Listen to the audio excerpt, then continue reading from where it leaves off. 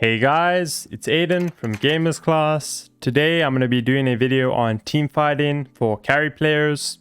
So I'm going to be looking over a replay here of a rank 50 PA player. And I've got 3 tips for you guys on team fighting, some things that are important to be thinking about. So without further ado, we'll get into the video here. If you like this type of content, go to gamersclass.com. For just $9.99 a month, watch masterclasses with pro players, join exclusive live sessions, and get 24/7 access to coaches and other high MMR players. Get full control of your ranked games and start owning with our Supreme Dota 2 membership. And the first tip of the video is to always fight around your timings and avoid fighting into the enemy's timings. So this is a good example in the replay, because this is the moment where the PA actually gets her BKB. So something that's very important to do as a carry player in every game that you play is to always analyze the enemy's heroes and figure out like what are the ways that they can actually kill you in team fights, right? So if we use this game as an example, when we look at the enemy's lineup, we see that they have very strong teamfight heroes. We see Enigma, Tidehunter, Earth Spirits, Rubik, Hoodwink. They pretty much all rely on magical damage, and they're all very strong in team fights, right? So it's very, very, very important in this sort of game that you try avoid fighting into this sort of lineup as much as possible before you have your BKB. Like in this sort of lineup, you're only really going to be fighting them without a BKB when you know for a fact that they have their spells like Ravage and Black Hole on cooldown, or they're simply just diving towers and they're in really bad position where they can't really cast their spells. Before you have BKB, you're not really interested in all at like trying to fight against these heroes. So the first tip of the video is, as a carry player, it's very, very important throughout, like I'd say after laning stage, or like just as laning stage is ending, that's when you should start figuring out what are the items you actually need to take fight against the enemy's heroes. Like if they have a lineup like this where they just have a ton of control and magic damage, but they don't really have any physical damage, BKB is going to be an insanely strong timing that's very hard for them to deal with. So you want to try like put like everything into the BKB basket, right? So you want to try just fight for the BKB timing as much as possible, and everything before BKB you're just going to try avoid fighting, and you're going to try get as much out of the map as possible and kind of just use split pushing, or if they split up, that's also when you're going to try sort of like go for it, right? So it's very important as a carry player, you always need to figure out what are the strengths of their lineup, and then you need to exploit that, right? Because once you figure out their strengths, it's very easy to figure out what their weaknesses are. So at this point in the game, we see the PA just picks up BKB. And even though the fight starts with Mirana getting picked off by the Hoodwink, it starts as a 4v5. The PA is still hanging around to take a fight here, right? Something that's important to realize though is that she's not trying to like run up the enemy's high ground or like run into their heroes. You still need to, as a carry player, even when you like hit your item timing, or like maybe it's like level 20 or whatever your timing is, it's still very important to fight in a way that's not reckless. Like you should never be trying to fight up to like fight by running up high grounds or into enemy's vision. Unless you're like 30k gold ahead and there's like one hero alive. The only time you're allowed to ever like run up high ground or force fights is when you're like really far, like really far ahead, or they have like 2 heroes dead.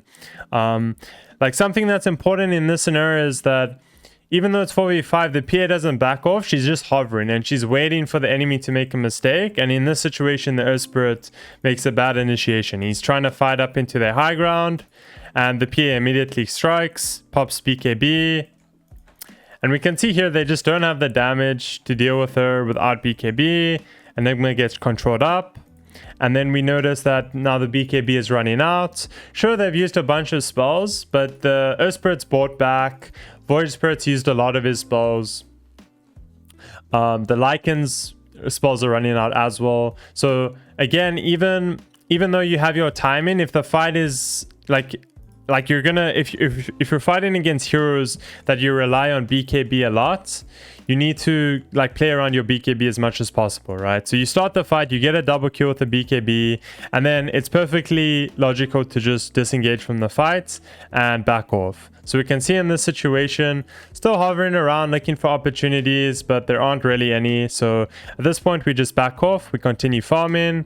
We took a pretty good fight there. We forced a buyback. They used Black Hole, they used Ravage. Our BKB is gonna be up before they have their spells. So it's gonna be really easy to like play the next 2 minutes of this game without Black Hole and Ravage being a threat. So first tip of the video, guys, very, very important to fight around your timings as much as possible. And also, even if you have like a really strong timing, it's still very important to not just be reckless. Like if you have a strong timing, like you get your BKB, don't like run up enemies high ground and just like run into an area of darkness where you have no vision. It's still very, very important to always try to take fights in a way that you're fighting into a place where you don't have, where the enemy don't have vision and you do have vision. Those are like the ideal circumstances. So like even if you have a really strong team fight like timing, don't get reckless with it, and don't try fight in a stupid way by like running up high grounds or things like this. Another thing to keep in mind as well is like when you take team fights, you want to try fight in a way that you're closer to the enemy's objectives. And also like another ideal situation is that you're fighting when your lanes are pushed in. And the main reasons for this is just because in the small chance that you like lose the fight, or the fight doesn't go ideally, if you've pushed out your lanes before you take the fight, the enemy aren't gonna have like a really easy opportunity to just go take your objectives. So it's very, very important, like before you take team fights, push out your lanes, fight around your timings.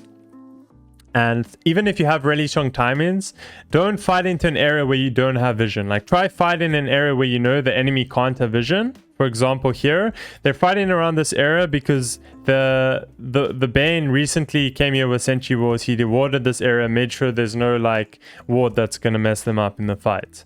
So these are all very important things to think about when you're looking for team fights. So first tip of the video, guys, and I'm gonna be moving on to the next point now. Okay guys, so moving on to the second tip of the video. And the second tip of the video is actually, it's about not being afraid to just completely disengage or run away from team fights. It's very important as a carry player that when team fights start badly, or they start in a way that like it's very hard to win the fight, that you're very quick to like respond at disengaging from the fight and not overextending. So in this example, they're taking the tier 2 top. The enemy want to defend it, so it's creating a situation where it might start a team fight here. I feel like in this situation, it's not really good what the PA is doing. They're trying to force a fight under the tier 2 here, but it's very hard because like they're not actually set up properly. Like if they have Lycan a bit closer and all their heroes are closer when the hero TP's in, it's much easier to do this.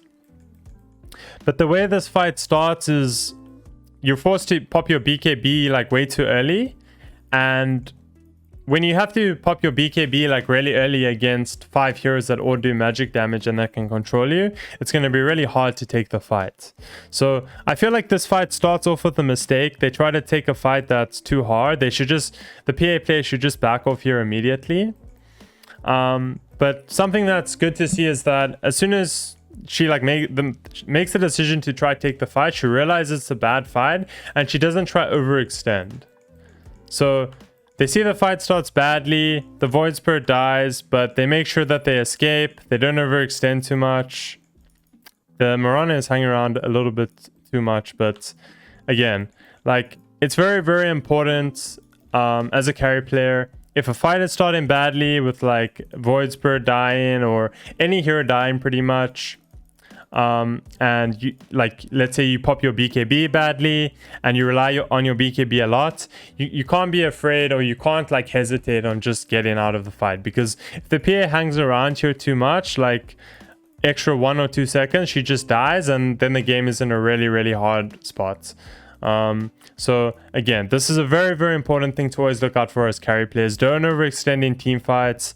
If fights are starting with a bad BKB usage or bad spell usage, just disengage and look for another fight, and don't like try overextend too much.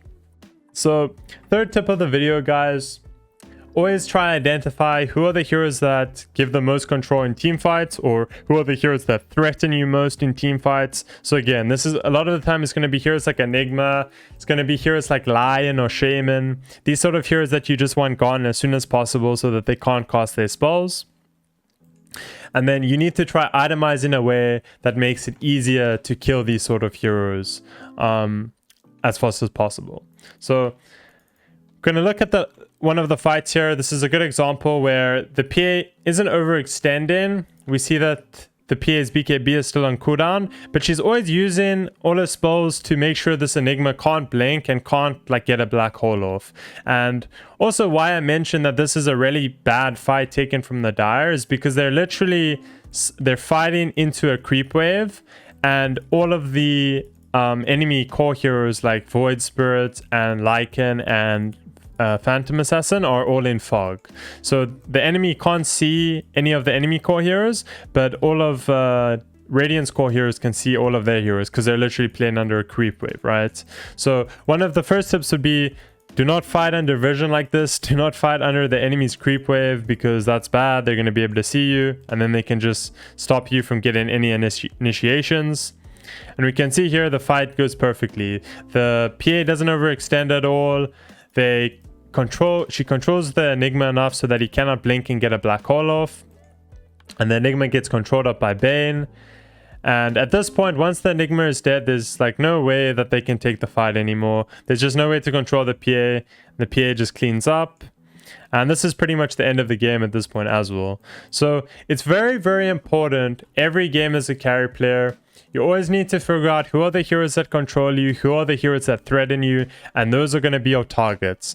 A lot of the time, like I said, if there's a hero that's going to save that hero, then that's going to be a target as well, or you're going to need to find a way to get around that. For example, if you have a hero that can silence, you're going to try silence the hero that can save, and then you can just go kill the target, right?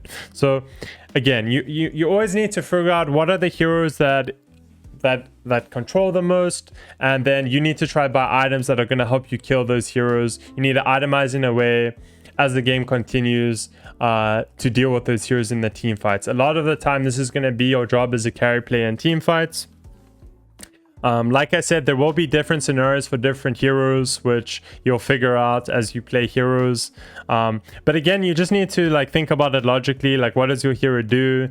You have 2 lives and you're buying items to survive. Then you're not really gonna be like playing the same sort of game style as like a PA or a Morphling. You're more going to be trying to like bait enemies into bad positions, and you're just going to try survive and let your Radiants do damage, right? So it's very, very important as a carry player to always analyze how you think the fights are going to go. Then you need to just buy items according to that, and you need to play around that as much as possible. So it's going to be the video, guys. 3 tips for you carry players in team fights. I hope you enjoyed the video, and I'll see you in the next one. Cheers.